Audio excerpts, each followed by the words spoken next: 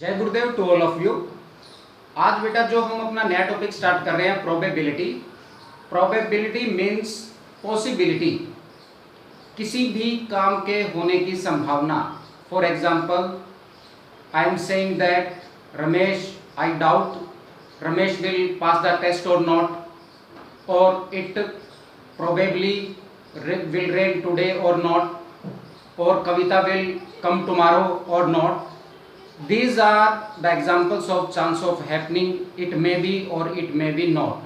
So probability, the uncertainty can be measured numerically by means of probability. Uncertainty होती है बेटा इसमें। probability का मतलब क्या होता है? Uncertainty, आप कंफर्म नहीं होते कि वो काम होगा या नहीं होगा। जैसे कई बार हम बादल को देख के हमारा पास्ट एक्सपीरियंस ये कहता है कि अगर बादल छाए हुए हैं तो इट मे बी रेन और नॉट, बारिश हो भी सकती है और नहीं भी हो सकती। और usually you can say that जो ट्रेन टाइमिंग है वो लगभग राइट टाइम पे ट्रेन आती हैं, बट जब आप जाते हो तो कई बार वो लेट हो जाती है। इट मे बी और इट मे बी नॉट, वो ट्रेन टाइम पे आ भी सकती है और नहीं भी आ सकती है।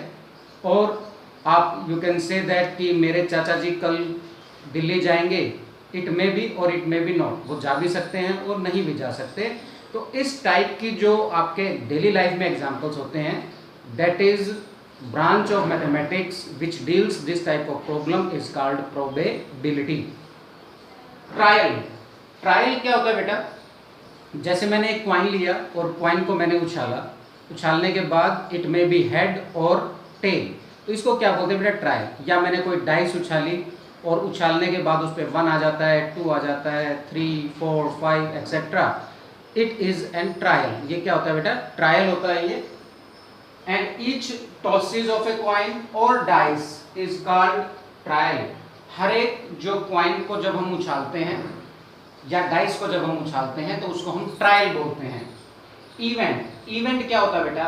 One or more outcome of an experiment is called event. एक या एक से ज्यादा जो परिणाम, फॉर एग्जाम्पल जैसे आपने डाइस फेंकी और मैं कहता हूं कि उसमें आपका 1 आ जाए, 1 आएगा, it means only 1 is available on the dice, तो 1 जो आया दैट इज एन इवेंट। या फिर मैं कहता हूं कि ओड नंबर आ जाए, odd number means 1, it may be 1, it may be 3, it may be 5, more than 1 outcome. Outcome means परिणाम होते हैं बेटा, आउटकम को हम क्या बोलते हैं? परिणाम। तो जब मैं ये कहता हूँ कि ओड नंबर आ जाए तो उसमें एक से ज़्यादा परिणाम आते हैं, यानी कि एक से ज़्यादा आउटकम आते हैं, 1, 3, 5। तो इवेंट क्या होता है बेटा?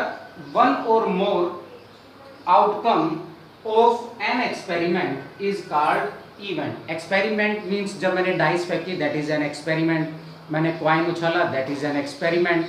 तो जब आपने एक्सपेरिमेंट किया, इस एक्सपेरिमेंट के बाद जो आउटकम आए, जो परिणाम आए, वो एक भी हो सकता है बेटा, एक से ज़्यादा भी हो सकते हैं। Either it is 1 or more than 1, तो इसको हम क्या बोलते हैं? इवेंट बोलते हैं। जैसे मैंने 1 का एग्जांपल दिया कि भाई डाइस में कि it may be 1, then that is only 1 event. और we can say that if it is an odd number then 1, 3, 5, these are odd number, these are more than 1, so these are the events. It may be 1 or more than 1. Random experiment, random experiment का मतलब क्या होता है बेटा?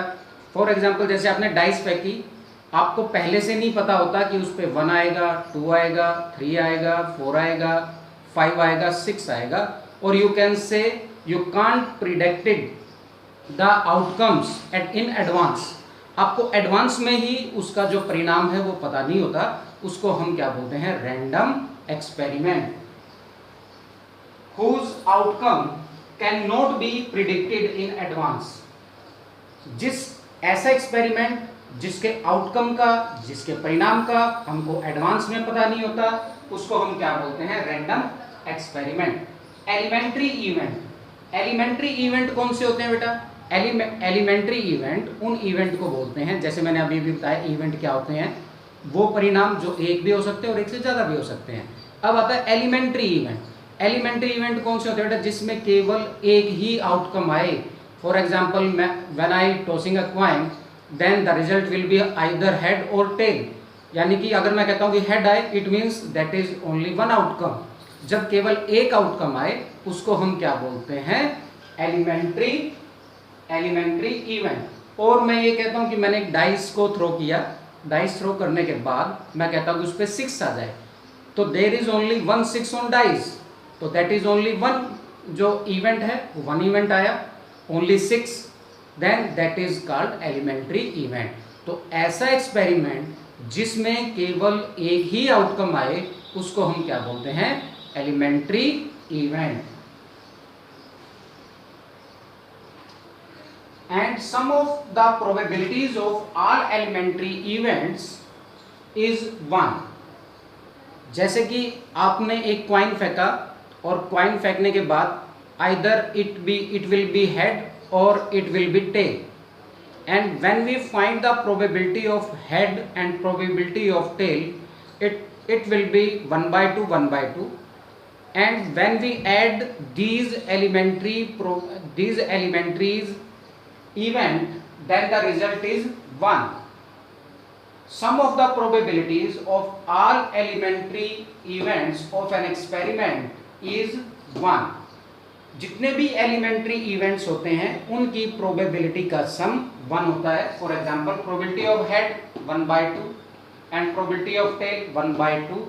When we add these elementaries event, probability of head plus probability of tail, then it will be 1 by 2 plus 1 by 2 1।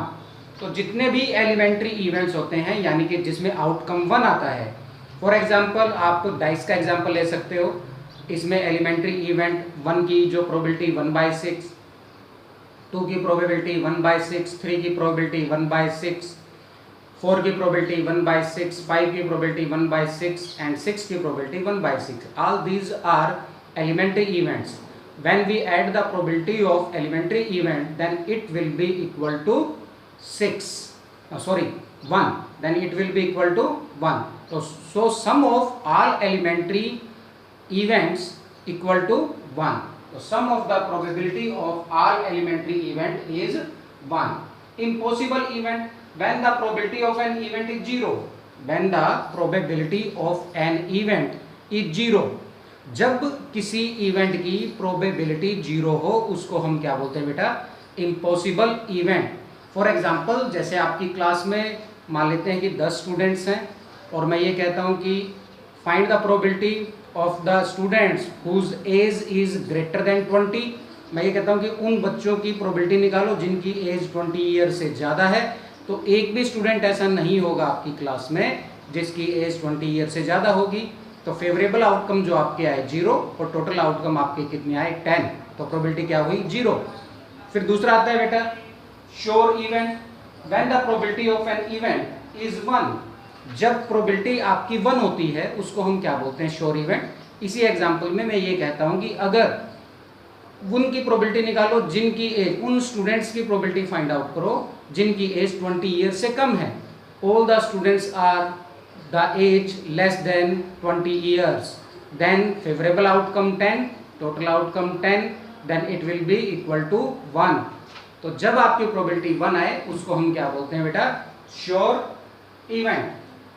Equally likely क्या होता है, if each outcome of an experiment has same chance of occurring. जब हरेक जो experiment में हरेक outcome का, हरेक परिणाम का चांस ऑफ हैपनिंग यानी कि वो बराबर आ सकते हैं, उसको हम बोलते हैं equally likely. For example when you toss a coin then it will be head or tail. वो हेड भी हो सकता है और वो टेल भी हो सकता है। या आप डाइस फेंकते हैं तो उस पर 1 भी आ सकता है, डाइस पे 2 भी आ सकता है, 3 भी आ सकता है, 4 भी आ सकता है, 5 भी आ सकता है, 6 भी आ सकता है। All these are equally likely because the chance of happening of each sample point, इनको हम sample point बोलते हैं, जैसे 1 आया, 2 आया, 3 आइए, sample point होते हैं बेटा। When the chance of happening of each sample point is same, then we can say that the events are equally likely. Next जो है experimental or empirical probability. Experimental or empirical probability क्या होती है बेटा, जब आप किसी आउटकम को खुद ऑब्जर्व करते हो, फॉर एग्जांपल आपने एक कॉइन जो है 1000 टाइम आपने उसको फेंका, 1000 टाइम आपने सेल्फ ट्राई किया, आपने खुद उसका एक्सपेरिमेंट किया और आपने उसमें देखा कि 400 टाइम्स आपका हेड आ रहा है और 600 टाइम आपका टेल आ रहा है। तो जब इस तरीके की प्रोबेबिलिटी आप फाइंड आउट करते हो, खुद ट्राई करते हो, खुद उसको एक्सपेरिमेंट को आप करके देखते हो, तो इसको हम क्या बोलते हैं, एक्सपेरिमेंटल प्रोबेबिलिटी या इसको बोलते हैं empirical probability. Experimental or empirical probability when we directly observe as outcome, जब हम खुद डायरेक्टली ऑब्जर्व करते हैं आउटकम्स को, परिणाम को, of trials called experimental or empirical probability, तो हम उसको एक्सपेरिमेंटल और इंपीरिकल प्रोबेबिलिटी बोलते हैं। फॉर एग्जाम्पल इसको प्रोबेबिलिटी ऑफ इंपीरिकल को कैसे डिनोट करते हैं, number of trials in which event happened. Number of trial, वो ट्रायल जो इवेंट हैपन हुआ है उसमें, जैसे कि मैंने बताया कि जब आपने एक कॉइन को 1000 टाइम थ्रो किया तो उसमें जो है नंबर ऑफ हेड आए 400, तो ये क्या है बेटा, number of trials in which event happened, वो इवेंट कितनी बार हैपन हुआ वो तो ऊपर आएगा, and divided by total number of trial, जैसे आपने 1000 बार फेंका था तो वो नीचे आएगा। तो एक कॉइन टॉस्ड, इसका एग्जांपल है बेटा, एक coin tossed 1000 time, number of heads 400, number of tails 600, तो प्रोबेबिलिटी ऑफ हेड क्या आ जाएगी 400 by 1000 and probability of tail क्या आ जाएगी 600 बाय 1000। इसको हम क्या बोलते हैं बेटा, एक्सपेरिमेंटल या इंपीरिकल प्रोबेबिलिटी। पीई से हम इसको क्या करते हैं, डिनोट करते हैं। और जो ई क्या होता है, ये इवेंट होता है बेटा इसमें, जैसे इसमें इवेंट, इसमें हेड कितनी बार आया या टेल कितनी बार आया, ये इवेंट है इसमें। तो इसमें जो 400 है ये हमने सेल्फ खुद हमने ट्राई करके फाइंड आउट किया कि 400 बार जो उस पे हेड आया और 600 बार उस पे टेल आया। तो जब हम डायरेक्टली ऑब्जर्व करते हैं आउटकम को, उनको हम देखते हैं, ऑब्जर्वेशन करते हैं, तो ऐसी जो प्रोबेबिलिटी होती है उसको एक्सपेरिमेंटल या हम इंपीरिकल प्रोबेबिलिटी बोलते हैं। सेकंड जो टाइप की प्रोबेबिलिटी है वो है थ्योरेटिकल या क्लासिकल प्रोबेबिलिटी। थ्योरेटिकल प्रोबेबिलिटी या क्लासिकल प्रोबेबिलिटी ये क्या होती है बेटा, when the assumption help in directly calculating the exact probability, जब जो हमारी assumption है वो डायरेक्टली हेल्प करती है टू फाइंड द प्रोबेबिलिटी, उसको हम क्या बोलते हैं बेटा, थ्योरेटिकल या क्लासिकल प्रोबेबिलिटी। तो इसमें जो आपका फार्मूला बनता है P E, number of favourable outcome divided by total number of outcome in experiment. For example, find the probability of throwing a die once a number greater than 4। जब हम किसी डाइस को फेंकते हैं बेटा तो हमें ये पूछा गया है, प्रोबेबिलिटी निकालनी है कि नंबर ग्रेटर देन 4 आए। अब ग्रेटर देन 4 आए वो 5 भी हो सकता है, 6 भी हो सकता है, तो हम एज्यूम कर रहे हैं, इसीलिए इसको क्या बोला गया बेटा, जब हम एजम्पशन की हेल्प से एग्जैक्ट प्रोबेबिलिटी निकालते हैं उसी को हम थ्योरेटिकल प्रोबेबिलिटी बोलते हैं। अब जैसे 5 भी आ सकता है, 6 भी आ सकता है, ये हम एज्यूम कर रहे हैं, ये हमारी एजम्पशन है, तो इसमें फेवरेबल आउटकम क्या हुए बेटा 5 और 6। जबकि एक्सपेरिमेंटल में हमें पता होता था, हमने खुद उसको डाल के देखा कि उसमें 400 हेड आ रहे थे या 600 टेल आ रहे थे, वो एग्जैक्ट थी। लेकिन इसमें हमें ये नहीं पता कि जब हमने डाइस को एक बार फेंक दिया तो उसमें नंबर जो है ग्रेटर देन 4 5 आएगा या 6 आएगा, दोनों ही पॉसिबिलिटी है, लेकिन आपकी प्रोबेबिलिटी एग्जैक्ट निकल जाती है। तो फेवरेबल आउटकम हम इसमें क्या हो जाएंगे बेटा 5 और 6 यानी कि 2 हुए, टोटल आउटकम क्या हुए आपके 6। तो इसमें एज्यूम करते हैं, एग्जैक्ट नहीं होता, ये अजम्पशन की बेस पे हम एग्जैक्ट प्रोबेबिलिटी निकालते हैं, इसीलिए इसको थ्योरेटिकल या क्लासिकल प्रोबेबिलिटी बोलते हैं। और इसका जो फार्मूला है, इसीलिए हम ऊपर जो लिखते हैं number of outcomes of favourable to E and the total number of outcome of experiment.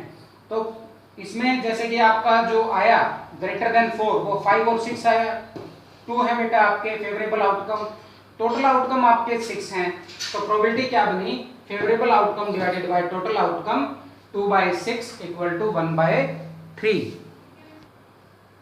Probability होना और प्रोबेबिलिटी ना होना, इनका सम 1 के बराबर होता है। प्रोबेबिलिटी ना होने से मतलब है, जैसे अभी हमने एक एग्जांपल किया कि जो नंबर है, जब हम एक बार एक डाइस को फेंकते हैं तो नंबर ग्रेटर देन 4 आए, तो नोट जब ग्रेटर, इसको हम दूसरे तरीके से बोलते हैं बेटा, the number is not greater than equal to 4। जो नंबर है ना तो 4 के बराबर हो और ना ही बड़ा हो, the number not greater than equal to 4 से बड़ा या बराबर ना हो। इट मीन्स आपके 1 आ सकता है, 2 आ सकता है, 3 आ सकता है और 4 not a greater than equal to 4। तो प्रोबेबिलिटी ऑफ होना और ना होना, ये जो ऊपर लगाते हैं बेटा, ये नोट ई का साइन होता है, नोट ई, और इसको रीड क्या करते हैं, कॉम्प्लीमेंट ऑफ ई। नोट ई से हम इसको क्या करते हैं, रीड करते हैं। और प्रोबेबिलिटी ऑफ इवेंट यानी कि ग्रेटर देन 4 आने की प्रोबेबिलिटी क्या थी बेटा, 1/3। हमें 4 से ग्रेटर ना आने की प्रोबेबिलिटी निकालनी है। Probability of greater than, not greater than 4, not greater than 4, तो इसमें जो है प्रोबेबिलिटी क्या आएगी, प्रोबेबिलिटी होना, ये कितनी है बेटा, 1/3। प्रोबेबिलिटी ऑफ ना होना आपको फाइंड आउट करनी है। तो आपको बताया अभी, प्रोबेबिलिटी ऑफ होना और प्रोबेबिलिटी ऑफ ना होना 1 के बराबर होती है। इसको हम रीड कैसे करते हैं, नॉट ई, और इस ये होता क्या है बेटा, complement of E. Probability of E, जैसे उस क्वेश्चन में लास्ट जो हमने एग्जांपल किया 1/3 था, तो प्रोबेबिलिटी ऑफ होना और प्रोबेबिलिटी ऑफ ना होना, प्रोबेबिलिटी ऑफ हैपनिंग और प्रोबेबिलिटी ऑफ नॉट हैपनिंग, इन दोनों का सम 1 के इक्वल होता है। प्रोबेबिलिटी ऑफ हैपनिंग 1/3, हमें फाइंड क्या करनी है बेटा, प्रोबेबिलिटी ऑफ नॉट हैपनिंग, तो 1/3 राइट हैंड साइड में जाके माइनस हो जाएगा, तो प्रोबेबिलिटी ऑफ नॉट हैपनिंग क्या आ जाएगा, 2/3। सैंपल स्पेस क्या होता है बेटा, set of all outcomes is called sample space. जितने भी परिणाम होते हैं, जितने भी आउटकम्स होते हैं, उसको हम कर्ली ब्रैकेट में डाल देते हैं और कोमा से अलग अलग कर देते हैं, और इनके जो ये इनको एलिमेंट या इनको क्या बोलते हैं, सैंपल पॉइंट्स बोलते हैं। इनको क्या बोलते हैं, सैंपल पॉइंट्स। फॉर एग्जांपल जब हमने डाइस फेंकते हैं तो 1 आ सकता है, 2 आ सकता है, 3 आ सकता है, 4 आ सकता है, 5 आ सकता है, 6 आ सकता है। इनको हम कर्ली ब्रैकेट में डाल के और कोमा से अलग अलग करते हैं, तो इसको हम क्या बोलते हैं, सैंपल स्पेस। यानी कि all possible outcomes, all possible outcomes के सेट को क्या बोला जाता है, सैंपल स्पेस। सैंपल पॉइंट क्या होता है बेटा, each element of sample space is sample point. इनको एलिमेंट भी बोलते हैं बेटा, ये एक सेट है, तो ये जितने भी एलिमेंट हैं उनको हम क्या बोलते हैं, सैंपल पॉइंट। और जो प्रोबेबिलिटी है वो always greater than equal to 0 और लेस देन इक्वल टू 1। जो प्रोबेबिलिटी है बेटा, जो किसी भी इवेंट की, वो 0 के बराबर या 0 से बड़ी, 1 के बराबर या 1 से छोटी। तो आप स्पेशली ध्यान रखोगे, जो प्रोबेबिलिटी है वो नेगेटिव में कभी भी नहीं होती और 1 से बड़ी कभी नहीं होती। नेगेटिव में यानी कि 0 से छोटी कभी नहीं होगी, 0 हो सकती है, 1 हो सकती है, 1 से बड़ी कभी भी नहीं मिलेगी। तो जो प्रोबेबिलिटी है always lie between 0 and 1, both are inclusive. 0 भी इंक्लूड है और इसमें 1 भी इंक्लूड है। अब इस पे बेस्ड जो क्वेश्चन है वो किस तरीके से आते हैं, जैसे अगर आपने एक डाइस फेंकी तो सबसे पहले आपका काम क्या है बेटा, सैंपल स्पेस बनाना। सैंपल स्पेस के बगैर आपका एक भी क्वेश्चन फाइंड आउट नहीं होगा। तो सबसे पहला काम है, आपको डाइस दे रखी है या कॉइन दे रखे हैं, तो सबसे पहले आपको क्या बनाना है बेटा, सैंपल स्पेस।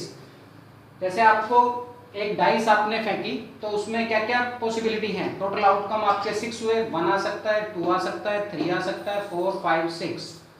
सबसे पहले आप सैंपल स्पेस बनाओगे तो इससे रिलेटेड क्वेश्चन क्या क्या पूछ सकते हैं, find the probability of even number. Even number की प्रोबेबिलिटी बताओ। हमें पता है इवन नंबर कौन कौन से बेटा, 2, 4, 6। तो ये हमारे फेवरेबल आउटकम हुए। टोटल कितने हैं, ये 3 एंड टोटल आउटकम कितने हैं, 6, तो 1/2। फिर इसमें पूछ सकते हैं बेटा, find the probability of odd number. Odd number कौन कौन से हैं इसमें, जो कि 2 की टेबल पे नहीं आते, वो ओड नंबर होते हैं। 1, 3, 5 ये आपके ओड नंबर हैं। तो ये टोटल कितने हुए, 3। तो इसकी प्रोबेबिलिटी क्या हुई 3/6 1/2। और आपसे क्या पूछ सकते हैं बेटा, find the probability of prime number. Prime number कौन से होते हैं, जो खुद की टेबल से डिवाइड हो और वो 1 की टेबल से डिवाइड हो, उसको हम प्राइम नंबर बोलते हैं। तो इसमें प्राइम नंबर कौन कौन से हैं बेटा, 2 है, 3 है, 5 है, ये क्या है प्राइम नंबर है। और आपको ये भी पता है केवल 2 ऐसा प्राइम नंबर है जो इवन है, इसके अलावा जितने भी प्राइम नंबर होते हैं वो ओड होते हैं। तो प्रोबेबिलिटी इसमें प्राइम नंबर की क्या आ जाएगी बेटा, फेवरेबल आउटकम है आपके 3, टोटल आउटकम है 6, तो 3/6 1/2।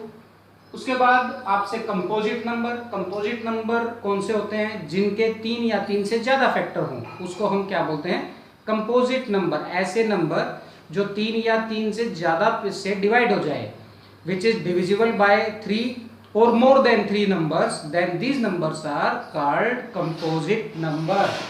तो इसमें सैंपल स्पेस में 4 और 6 ये दो ऐसे नंबर हैं जो कंपोजिट हैं, क्योंकि जो 4 है वो 1 से भी डिवाइड होता है, 2 से भी डिवाइड होता है, 4 से भी डिवाइड होता है, तो 3 इसके क्या हुए बेटा, फैक्टर हुए। जो 6 है वो 1 से भी डिवाइड होता है, 2 से भी होता है, 3 से भी होता है, 6 से भी होता है, तो इसके मोर देन 3 हुए। तो ये जो दो नंबर हैं ये कंपोजिट नंबर हैं, तो इसकी जो है प्रोबेबिलिटी क्या हुई 2/6 1/3। और क्या पूछ सकते हैं इसमें, जैसे find the probability of greater than 3, कोई भी इसमें ग्रेटर देन 3 पूछ सकते हैं, ग्रेटर देन 2 पूछ सकते हैं, ग्रेटर देन 5 पूछ सकते हैं। तो इसमें मान लो मैंने ये क्वेश्चन लिया है नंबर ग्रेटर देन 3, तो 3 से बड़े जो नंबर है वो कौन कौन से हैं, 4 5 6 3 नंबर है बेटा, तो 3/6 1/2। और क्या पूछ सकते हैं, find the probability less than 3, 3 से छोटे 1 और 2 ये दो हैं बेटा, तो 2/6 1/3। और कई बार ये पूछ लेते हैं find the probability of number greater than equal to 3, greater than equal to 3, उस केस में आप 3 को भी इंक्लूड करोगे। जो भी आपके फेवरेबल आउटकम होंगे, अगर ग्रेटर देन इक्वल टू दे दिया या लेस देन इक्वल टू दे दिया, तो उस केसेस में आप फेवरेबल आउटकम में उस 3 को भी आप काउंट करोगे, फिर आप उसके बाद उसकी प्रोबेबिलिटी फाइंड आउट करोगे। और अगर 2 डाइस थ्रो की जाए तो उसमें जो है क्वेश्चन कैसे पूछ सकते हैं वो आपको हम बताते हैं बेटा। अगर 2 डाइस फेंकते हैं तो सबसे पहले आपको क्या करना है, उसका सैंपल स्पेस बनाना है। तो सैंपल स्पेस कैसे बनेगा, देखो बेटा, इसमें जब हम 2 डाइस फेंकेंगे, ये पॉसिबिलिटी है कि पहले पे 1 आ जाए, दूसरे पे 1 आए, या क्या हो सकता है पहली डाइस पे 1 दूसरी डाइस पे 2, या पहली डाइस पे 1 दूसरी डाइस पे 3, या पहली डाइस पे 1 दूसरी डाइस पे 4, या पहली डाइस पे 1 दूसरी डाइस पे 5, पहली डाइस पे 1 दूसरी डाइस पे 6। बिल्कुल इसी तरीके से पहली डाइस पे 2, पहली पे 2 और दूसरी पे 1, पहली डाइस पे 2 दूसरी पे 2, पहली डाइस पे 2 दूसरी पे 3, पहली डाइस पे 2 दूसरी पे 4, पहली डाइस पे 2 और दूसरी डाइस पे 5, पहली डाइस पे 2 और दूसरी डाइस पे 6। बिल्कुल सेम ऐसे ही आपके लास्ट तक, पहली डाइस पे 6 दूसरी डाइस पे 1, पहली डाइस पे 6 दूसरी डाइस पे 2, पहली डाइस पे 6 दूसरी डाइस पे 3, पहली डाइस पे 6 दूसरी डाइस पे 4, पहली डाइस पे 6 और दूसरी डाइस पे 5, और पहली डाइस पे 6 और दूसरी डाइस पे 6। तो इस तरीके से सबसे पहले आपको क्या करना है, इसका सैंपल स्पेस बनाना है। इसके आउटकम काउंट करोगे आप, टोटल आउटकम, तो ये 36 आएंगे। अब अगर आपने इसी को नहीं बनाया सैंपल स्पेस को, तो जो क्वेश्चन आपसे इससे रिलेटेड पूछे जाएंगे उसको आप सॉल्व नहीं कर पाओगे। तो सबसे पहले इसमें आपको क्या करना है, अगर 2 डाइस फेंकी है तो उसका सैंपल स्पेस बनाओगे, क्योंकि जो आंसर मिलेगा आपको इस सैंपल स्पेस में से ही मिलेगा। अब इसमें जो क्वेश्चन क्या पूछेंगे, डबलेट होता है बेटा, find the probability of doublet. Doublet क्या होते हैं, डबलेट होते हैं जब दोनों डाइस पे सेम नंबर आए, जैसे कि 1 1 2 2 3 3 4 4 5 5 6 6, इनको क्या बोलते हैं डबलेट। जब दोनों डाइस पे सेम नंबर आए, जैसे 1 1 2 2 3 3 4 4 5 5 6 6, यानी कि पहली डाइस पे 1 दूसरी डाइस पे भी 1, और ऐसे ही पहली डाइस पे 2 दूसरी डाइस पे 2 3 3 4 4 5 5 6 6, तो इसको हम क्या बोलते हैं, डबलेट बोलते हैं। तो टोटल आउटकम हमारे 36 है बेटा। फेवरेबल आउटकम हमारे कितने हैं, 6 हैं ये, क्योंकि 1 1 2 2 3 3 4 4 5 5 6 6 ये हमारे क्या है, फेवरेबल आउटकम है। तो प्रोबेबिलिटी ऑफ डबलेट क्या हुई, favourable outcome divided by total outcome 6/36 1/6 and probability of not doublet ना आए, तो प्रोबेबिलिटी ऑफ डबलेट ना आए तो 36 में से 6 ऐसे हैं जो डबलेट हैं वो माइनस कर दोगे, तो फेवरेबल आउटकम कितने हुए 30 हुए। Then probability of not doublet 30/36 5/6, या आप ये भी कर सकते हो, आपको पता है probability of happening and probability of not happening 1 के बराबर होता है। प्रोबेबिलिटी ऑफ हैपनिंग आपको पता है कितनी है बेटा 1/6, 1 में से 1/6 माइनस कर दोगे तो आपका result probability of not happening आ जाएगा, यानी कि प्रोबेबिलिटी नोरा डबलेट आ जाएगा। और इससे रिलेटेड क्वेश्चन ये पूछ सकते हैं कि जो 2 डाइस आपने फेंकी है उसका सम 11 आ जाए।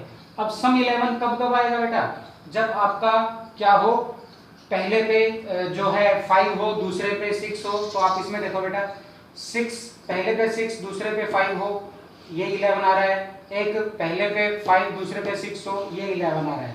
तो इसके अलावा कोई और जो आउटकम है ऐसा नहीं है जिसका सम 11 आता हो, तो आप लोग डिपेंड करेगा कि वो क्वेश्चन क्या पूछ रहा है।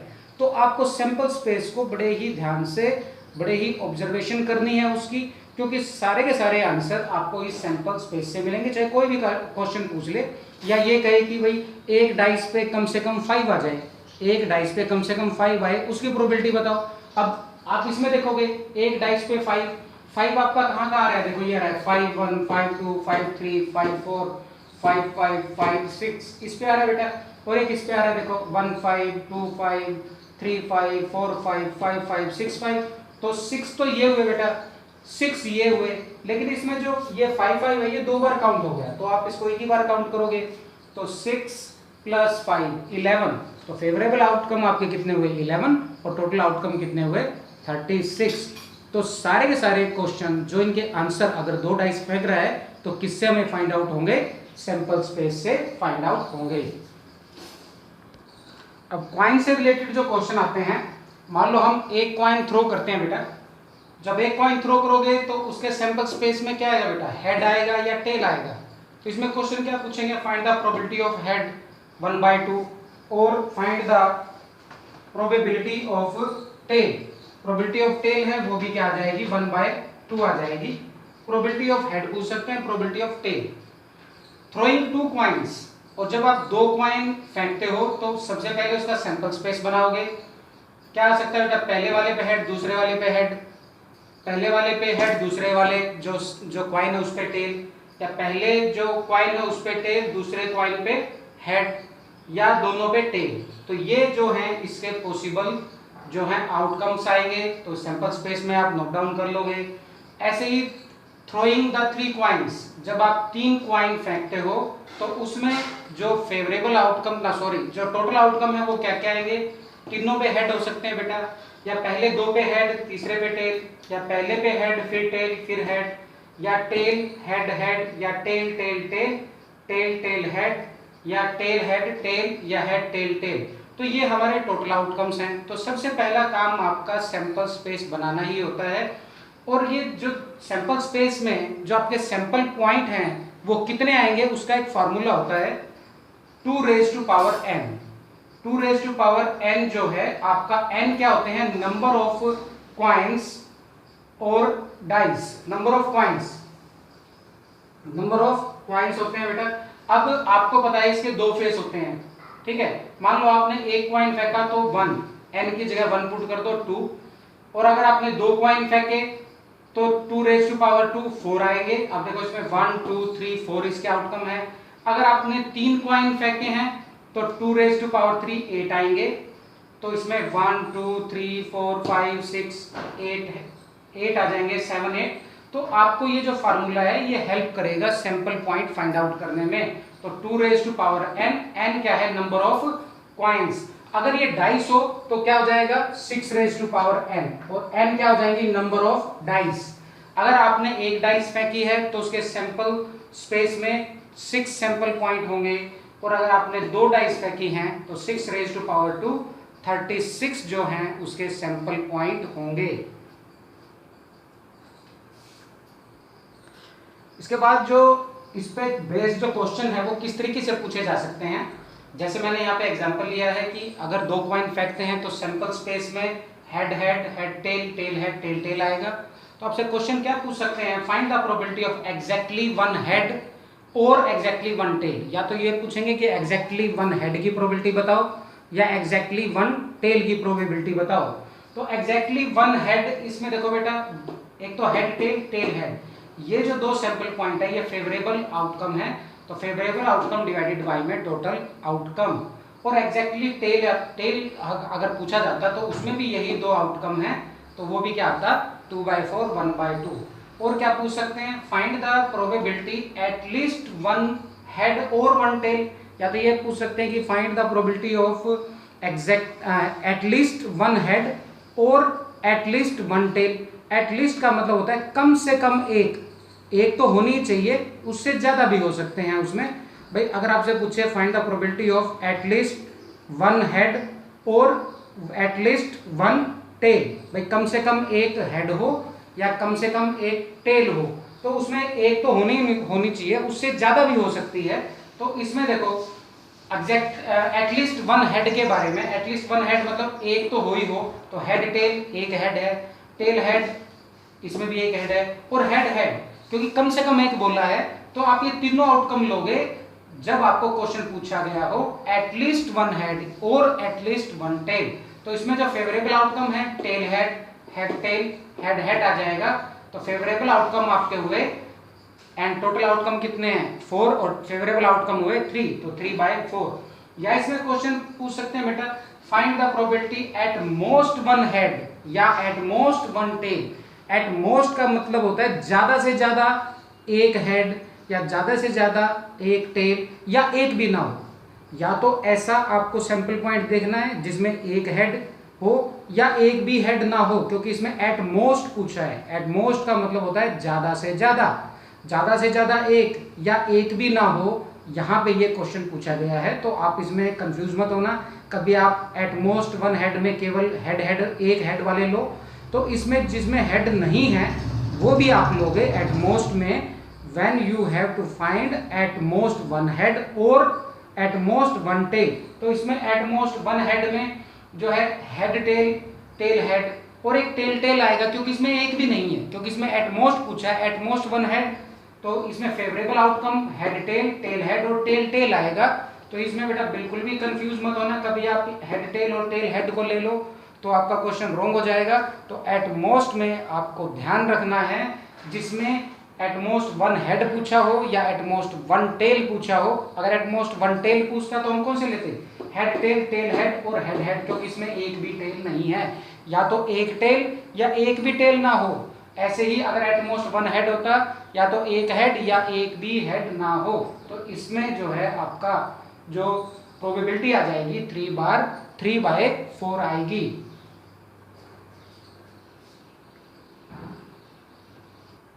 नेक्स्ट जो है बेटा कार्ड से रिलेटेड क्वेश्चन आते हैं, तो उसके लिए आपको जो कार्ड्स की जो डेक होता है, डेक ऑफ कार्ड्स, उसकी नॉलेज होना जरूरी है। तो उसमें डेक ऑफ कार्ड्स में टोटल जो कार्ड्स होते हैं बेटा 52 होते हैं, और कलर इसमें होते हैं दो, एक रेड कलर होता है और एक ब्लैक कलर के होते हैं बेटा।